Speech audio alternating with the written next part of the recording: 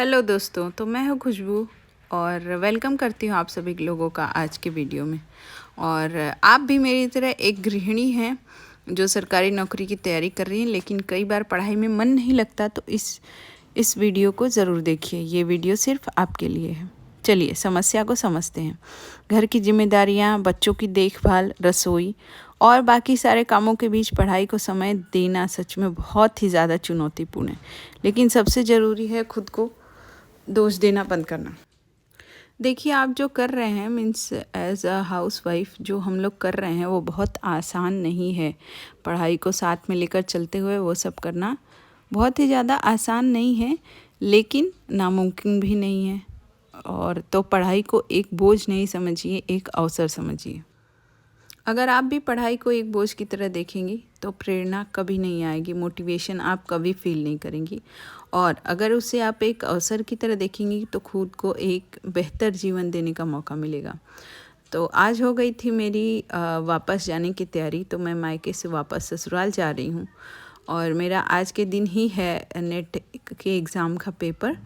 और मैं मॉर्निंग में पहुँच जाऊँगी अपने ससुराल, फिर वहाँ से जाऊँगी नेट का एग्ज़ाम देने के लिए।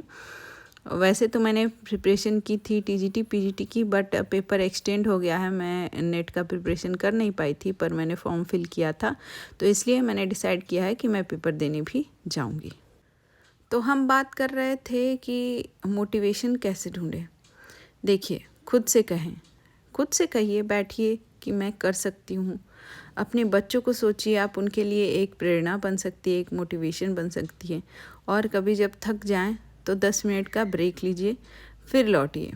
जैसे कि मैं बहुत ज़्यादा टायर्ड हो जाती हूँ लाइब्रेरी से वापस आने के बाद, या फिर दिन में बहुत ज़्यादा काम करने के बाद, या किचन से आने के बाद थक जाती हूँ, तो 10 मिनट तक फिर अपने खुद को रेस्ट देती हूँ। भले ही कितना भी इम्पोर्टेंट वर्क हो, पर 10 मिनट के लिए रेस्ट करती हूँ। हाँ, मैं समझती हूँ कि फ़ीमेल्स के साथ ये होता है दिक्कत कि ये काम भी कर लें, वो काम भी कर लें, सबसे लास्ट में पढ़ाई को रखती हैं, वो प्रायोरिटाइज़ नहीं करती हैं पढ़ाई को। बट ये सब दिक्कत होती है जब आप अपनी पढ़ाई को हैबिट में नहीं लाए हैं। देखिए, कितना इजी होता है हमारे लिए रोज़ किचन में जाना, रोज़ सुबह उठ के किचन में जाना, रोज़ शाम को किचन में, कितना इजी हो जाता है हमारे लिए।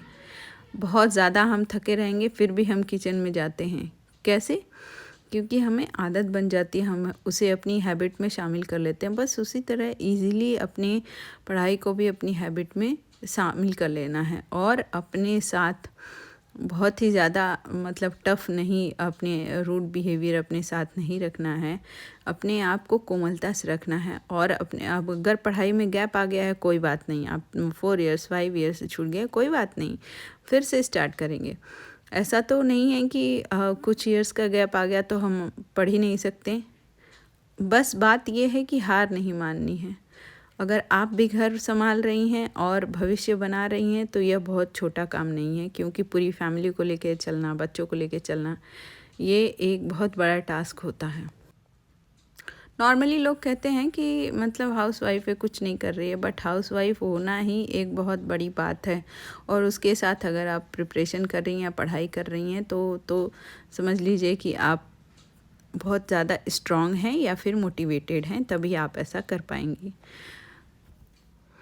तो जब मैं नेट का एग्ज़ाम देकर वापस आ रही थी तो उस समय हो रही थी रेन, और रेन के बावजूद भी मैं एग्ज़ाम देने गई।